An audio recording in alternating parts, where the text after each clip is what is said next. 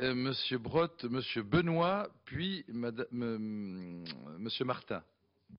Merci, Monsieur le Président. Madame la Présidente de la Commission d'examen des pratiques commerciales, mon propos va tourner autour d'un sujet que vous avez évoqué, la politique de contrôle.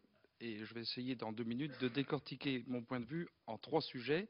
Premier sujet, les marques de distributeurs. Vous avez rappelé, et c'est vrai que ça n'est pas sans nous interpeller, la part qui augmente et qui atteint plus de 30% aujourd'hui, en précisant malgré tout que ces MDD, ces marques de distributeurs, étaient fabriquées par des entreprises françaises à plus de 50%.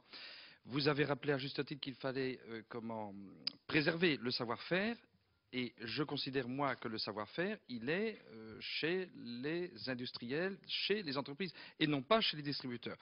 Donc je voudrais évoquer cette notion de contrôle, parce que, en effet, celui qui copie, je prends l'exemple d'un yaourt qui est un yaourt brassé, qui a fait l'objet de recherche, de développement, donc d'une politique d'investissement de la part d'industriels de l'agroalimentaire, quand on copie le processus, il y a la facilité, il y a une difficulté en termes d'identification des produits, de ces produits MDD, et en termes de traçabilité.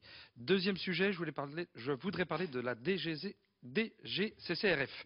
Je note, j'observe une différence DGCCRF. Voilà.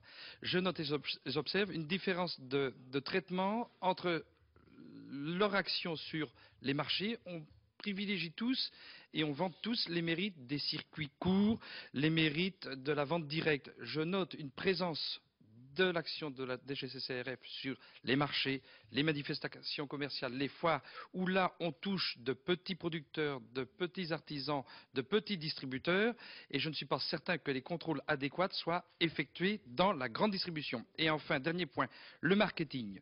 Moi je souhaiterais qu'il y ait plus de contrôles et de sanctions quant aux politiques de slogan. Lorsqu'on met au consommateur que plus il achète, argent, je trouve que là, on marche sur la tête et ça dévalorise, notamment dans le domaine de l'alimentaire. Il y a une disproportion totale entre ce que l'on observe, ce que rappelait Jean-Dionys du Séjour tout à l'heure, pour les producteurs, qu'ils soient éleveurs, qu'ils soient arboriculteurs, quant au coût de production et quant au coût des produits mis sur le marché. Merci.